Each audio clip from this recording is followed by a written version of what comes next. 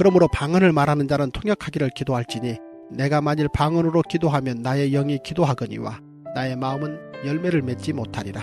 그러나 어떻게 할까? 내가 영으로 기도하고 또 마음으로 기도하며 내가 영으로 찬송하고 또 마음으로 찬송하리라. 그렇지 아니하면 내가 영으로 축복할 때에 알지 못하는 처지에 있는 자가 내가 무슨 말을 하는지 알지 못하고 내 감사에 어찌 아멘하리요. 너는 감사를 잘하였으나 그러나 다른 사람은 덕세움을 받지 못하리라. 내가 너희 모든 사람보다 방언을 더 말함으로 하나님께 감사하노라. 그러나 교회에서 내가 남을 가르치기 위하여 깨달은 마음으로 5마디 말하는 것이 1만마디 방언으로 말하는 것보다 나으니라.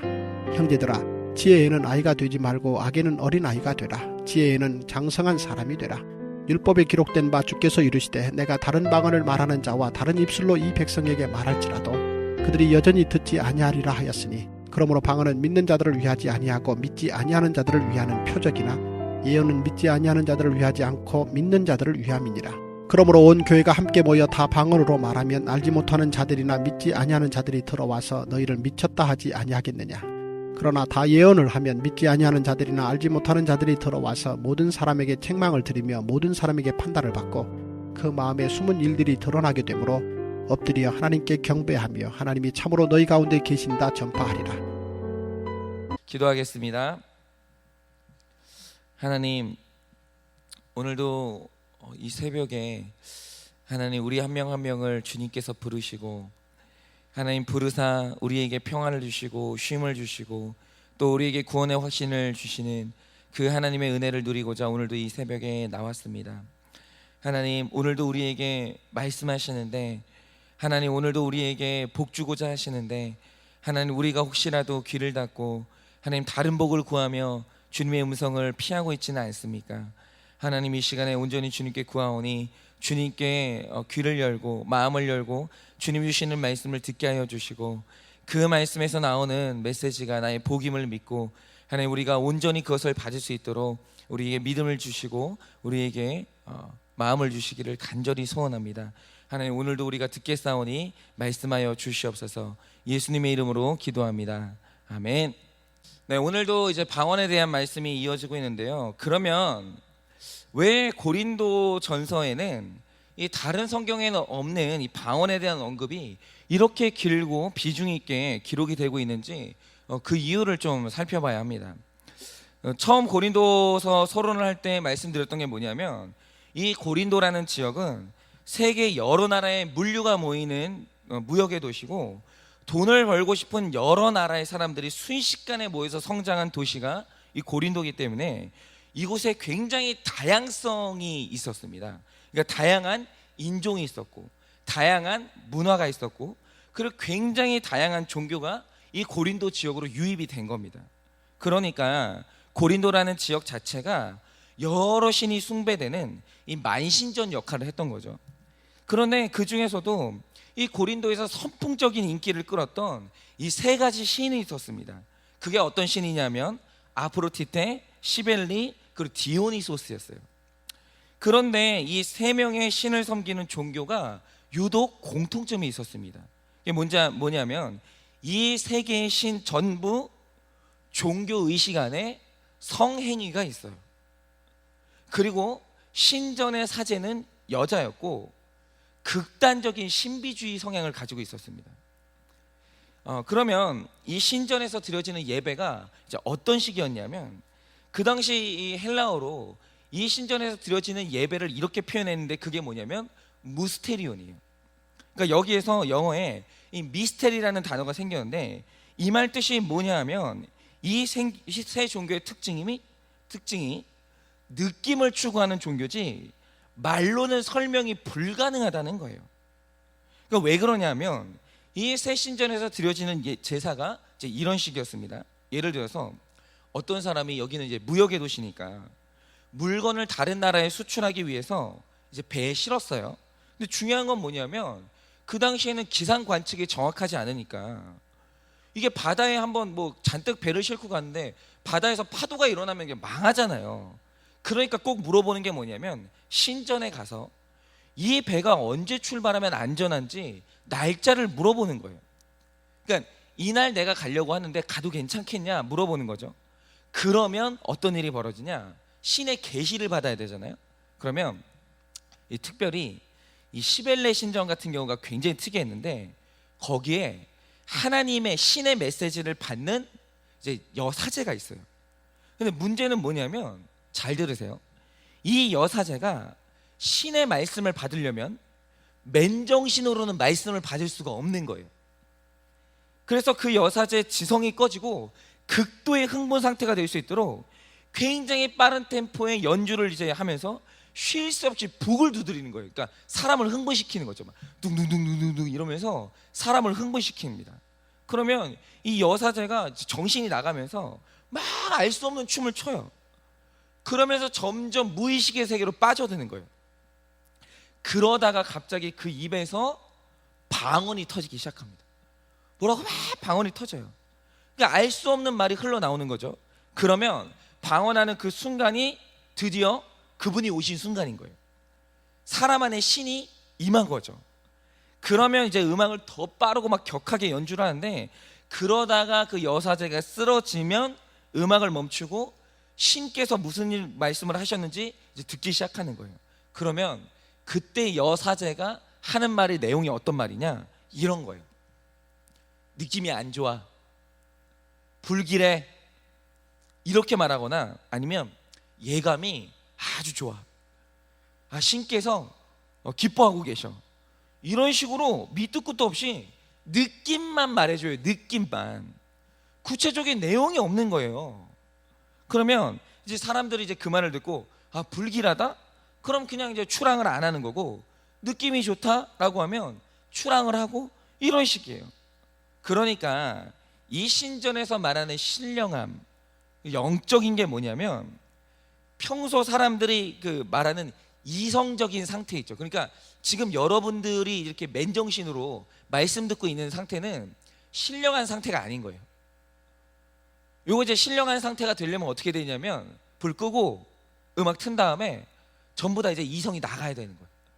이제 그 상태가 신령한 상태가 되는 거예요.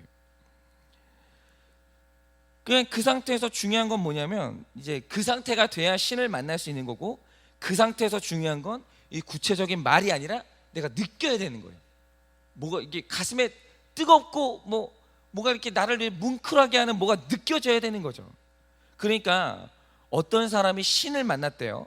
그래서 그게 뭐냐고 물어보면, 그 당시에 신을 만났다고 하는 신령한 사람들이 하는 말이 고작 이거예요. 이게 뭐냐면, 내가 이게 말로는 설명이 안 되고 너무 좋아.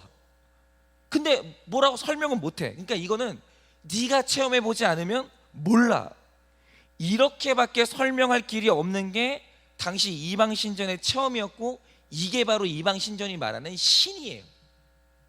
설명을 할 수가 없는 거, 느껴봐야 되는 거. 이걸 한마디로 하면 이게 바로 무스테리온이에요. 그런데 이 당시 고린도 교회 성도들이 바로 이방신전의 이 신개념을 교회에 가지고 와서는 사도 바울이 맨정신의 말씀을 전하고 있으면 그걸 우습게 여기는 거예요. 그러면서 교회 안에 이방신전의 여자들이 하던 것처럼 입신 상태를 추구하고, 너도 모르고 나도 모르는 이 방언을 해야 진짜 하나님을 만난 거라고 하면서 이 바울을 대적하기 시작하는 거예요. 그런데 오늘 그런 자들을 향해서 이 바울이 말하는 게 뭡니까? 자, 분명히 말할 것은 기독교 안에도 신비의 영역이 있어요. 그리고 기독교도 감정을 굉장히 중요하게 생각합니다. 그러니까 우리도 느껴야죠. 기쁨이 있고, 정말 우리 안에도 감격이 있고, 우리 안에 느낌이 있어야 돼요. 그런데 오늘 바울이 말하는 기독교의 본질이 어디 있냐라는 거예요. 여러분, 기독교 안에 분명히 감정도 있지만 근본적으로 오늘 말하는 바 기독교의 근본은 마음에 있어요. 그런데 정확하게 성경이 오늘 말씀하시는 이 마음이 뭡니까? 언제나 영어 성경은 이 마음을 마인드로 번역해요. 그럼 여러분, 마인드가 정확하게 무슨 뜻입니까? 마인드는 지성이에요. 근데 하나님이 우리에게 직관 이전에 지성을 주셨다는 게 뭘 의미합니까? 바로 하나님이 우리의 맨정신을 향해서 이해할 수 있는 말씀을 주시는 하나님이라는 거예요. 그래서 여러분, 하나님께서 우리에게 주신 게 뭡니까? 하나님이 우리에게 주신 건 느낌이 아니고 성경 말씀 66권이에요. 그런데 왜 하나님이 자기의 뜻을 우리의 감정과 느낌에 주는 게 아니라 말씀이라는 형태로 주셨겠어요? 하나님은 나의 맨정신, 지성과 소통하고 싶으신 거예요. 그리고 우리 자신이 하나님께서 우리에게 말씀하지 않으면 하나님의 뜻을 알 수 없는 구조로 만들어진 거예요.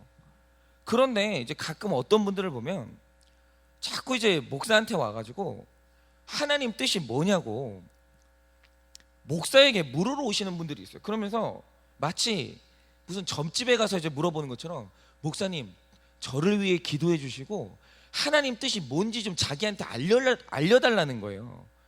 그런데 그런 분들을 보면 굉장히 답답할 때가 있어요. 그게 뭐냐면, 여러분, 기독교는 대리자가 필요하지 않아요. 여러분, 여기 있는 목사는요, 여러분 대신에 신의 뜻을 받고 그 신의 뜻을 여러분에게 알려주는 대리자가 아니에요. 여러분, 하나님은요, 느낌을 주시는 분이 아니라 늘 선명하고 구체적으로 여러분 자신에게 말씀을 주시는 분이에요. 그런데 문제는 뭐냐면 우리가 들을 생각이 없는 거예요. 아니, 매주일 설교하고 있고 심지어 손에 성경책과 큐티책까지 들려드렸어요. 그런데 자꾸 사람들이 추구하는 건 뭐냐면, 이거 말고 어떤 신비한 음성이나 어떤 신비한 느낌을 구하는 거예요. 자꾸. 이게 뭐냐면 이게 무당이에요. 여러분, 이게 이방신전에서 말하는 제사예요. 그러니까 하나님이 얼마나 답답하세요. 맨날 말하고 있는데, 맨날 내가 너에게 내 뜻을 알 수 있도록 성경책을 쥐어줬는데, 매주 올 때마다 설교 말씀이 선포되고 있는데 다른 거 구하고 있는 거예요. 여러분, 하나님은요, 느낌을 주는 분이 아니고 말씀을 주시는 분이에요. 그러니까 하나님이 만마디 말씀을 하셔도 여러분의 정신이 딴 데가 있고 말씀 외에 다른 것을 찾으면 그거는 하나님도 어쩔 수가 없는 거예요. 말씀을 주셨는데도 내가 자꾸 느낌을 구하면 하나님은 어떻게 할 수가 없는 거죠. 그리고 우리는 지성으로 소통하는 존재라서 여러분이 우리의 맨정신을 향해 주시는 이 말씀 말고 자꾸 다른 걸 추구하면 하나님의 뜻을 알 길이 없어지는 거예요. 자, 그러면 우리가 느낌이 아니라 말씀하시는 하나님을 믿잖아요. 기독교는 그런 종교거든요. 기독교는 1만 마디 방언보다 5마디 정확한 표현을 중요하게 생각해요. 인간은 그래야 아는 존재라는 거죠. 그런데 이걸 적용하면 어떻게 적용할 수 있을까요?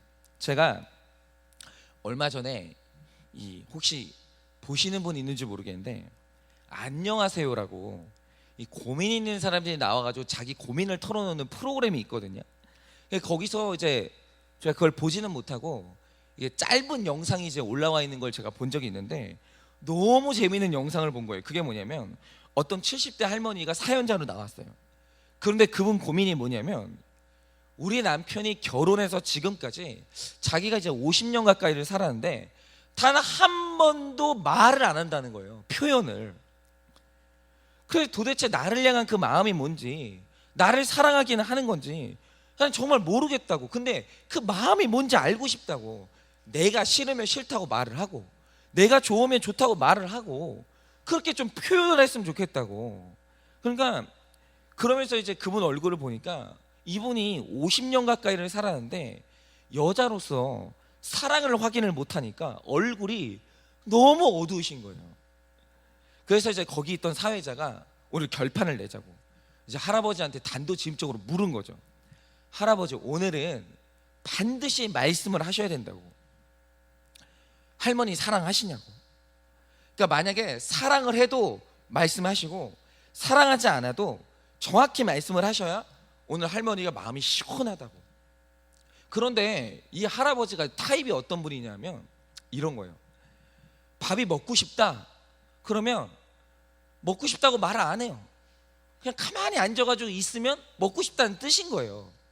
그리고 이제 애매하다 싶으면 뭐 다른 표현이 있어요. 근데 그것도 한마디예요. 그러니까 이런 식으로 하시는 분이라서 길게 안 하시는 분인데, 그날 이제 결판을 낸 거죠. 그러니까 다른 사람들이 이제 그 질문을 듣고, 할아버지가 이제 뭐라고 말씀하시나 다 긴장이 된 상태로 기다리고 있는데 할아버지가 갑자기 이 말씀을 하시는 거예요. 그게 뭐냐면 사랑하죠. 아유, 사랑하죠.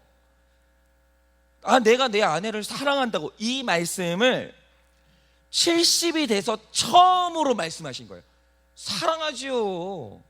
그러니까 또 아니나 다를까 충청도 분이에요. 그런데 제가 진짜 놀랬던 게 뭐냐면, 여러분도 그 영상 보실 수 있어요. 뭐냐면 갑자기 할머니가 그 말을 듣더니 진짜 그랬어요. 빛이 환해진 게 아니라 할머니 얼굴이 주름이 펴지고 태양처럼 환해지면서 하는 말이 뭐냐면, 여보 나도 당신 사랑해요 그러더니 양팔로 하트를 크게 만드는데, 할아버지가 갑자기 양팔로 자기도 하트를 크게 만들어가지고 둘이 연애를 하기 시작하는 거예요, 방송에서. 그러니까 그날 그 표현 한마디로 50년 묵은 고민이 그날 해결됐어요. 여러분 보세요. 이게 인간이에요. 여러분 이게 인간이라고요. 여러분 사람은요, 하나님이 지성을 주셨고 지적인 존재이기 때문에 언어로 말하지 않잖아요. 몰라요. 절대로 몰라요. 그러니까 이런 거요. 이런 거죠. 내 맘 알지? 여러분 세상의 인간에게 이런 건 없어요. 내가 느낌을 가지고 있는데 내 맘 알지? 여러분 이런 건 없다고요. 그러니까 사랑을, 내가 느끼는 사랑을 네가 알아서 좀 캐치하라고, 센스 있게 이걸 좀 캐치하라고 하는 거는 이게 바로 방언이에요. 바로 이게 방언이라고요. 여러분 혼자 아무리 뭔가를 뜨겁게 느껴도 그거를 언어로 표현하지 않는 한 사람은 내 감정의 한 조각도 못 느껴요. 그가 나를 사랑하는지 알려면 언어로 말을 해줘야 돼요. 그러니까 남자들은 절대로 여자한테 내 맘 알지? 라고 하지 마세요. 내 맘을 언어로 표현해야 돼요. 그리고 여성들도 자꾸 있잖아요, 미용실에서 파마하고 와가지고 나 뭐 달라진 거 없어? 묻지 마세요. 절대 몰라요. 남자는 그냥 내가 오늘 파마를 하고 왔는데 색깔이 이런데 나 오늘 어때 보여라고 물으세요. 대답을 듣고 싶으면. 찾고 있잖아요, 내 마음속에 있는 생각을 네가 맞추기를 바라지 마시라고요. 그런 건 없어요. 인간은 말해줘야 알아요. 그거 외에 다른 방법은 없는 거예요. 그래서 오늘 하나님께서 주시는 게 뭐예요? 느낌이 아니고 말씀을 정확하게 주신 거예요. 그걸 떠나지 마시라고요. 오늘 하나님 뜻이 뭔지 알고 싶으시다 라고 하면 다른 길은 없어요. 말씀 펴세요. 말씀 읽으세요. 하나님이 내 지성해 주시는 말씀을 읽으시라고요. 그리고 그 말씀에 아멘 하시고 순종하세요. 그러면 틀림없이 하나님 뜻대로 사시는 거예요. 여러분 오늘 그래서 우리가 적용해야 될 게 있어요. 그게 뭐냐면, 오늘 자녀에게, 배우자에게 여러분 내 사랑을 언어로 말하세요. 미안하다면 미안하다고 말하시고, 감사하면 감사하다고 말하시고, 제발 집에서 아내가 밥을 해주면 맛있으면 맛있다고 말을 하세요. 그리고 말씀을 따르는 우리는 이런 구체적인 적용이 있어야 되는 거예요. 그냥 사랑하면 사랑한다고 말을 하시라고요. 그리고 여러분 우리가 하나님이 이미 하신 말씀을 좀 받으시라고요. 다른 거 구하지 마시고. 그리고 내 주변에 예수님 믿기 원하시는 분이 있다라고 한다면 여러분 방언으로 기도 그만하세요. 그 정도 했으면 됐으니까 이제는 그 사람 위해서 기도 그만하시고, 하나님이 그 사람을 얼마나 사랑하는지 하나님 말씀을 전달 좀 해주세요. 여러분 성경을 보면 하나님이 그 사람을 얼마나 사랑하는지 모호하게 기록되어 있습니까? 정확하게 기록되어 있습니까? 정확하게 말씀하셨어요. 내가 너를 얼마나 사랑하는지. 한 표현도 아니고 성경 전체가 하나님이 너를 어떻게 사랑하는지 구체적인 표현의 편지예요. 여러분, 여러분의 말로 하지 마시고 하나님 말씀만 전달하세요. 여러분이 혼자서 아무도 보지 않는 데서 아무리 혼자 기도해봤자 그 불신자나 하나님이 자기를 어떻게 얼마나 사랑하는지 몰라요. 말하세요. 오늘 정확하게 구체적으로 표현하세요. 1만마디 방언하지 마시고 5마디 정확한 표현을 하세요. 내가 사랑해, 이렇게 말씀하시라고요. 예? 내가 미안해, 내가 고마워, 이런 식으로 말씀을 하시라고요. 그렇게 그 사랑을 말로 표현하시고 하나님의 복음을 표현해서 예언의 복이 여러분 삶에 가득한 하루 사시기를 예수님의 이름으로 축원을 드립니다. 오늘도 또 이렇게 말씀드렸는데 또 표현 안 하실 거죠? 말씀 안 하실 거죠? 표현하시라고요. 이게 바로 신앙생활이에요. 들었으면 순종하는 게 신앙생활이에요. 여러분, 그렇게 오늘 방언이 아니라 예언의 삶을 사시기를, 말씀의 삶을 사시기를 예수님의 이름으로 축복을 합니다.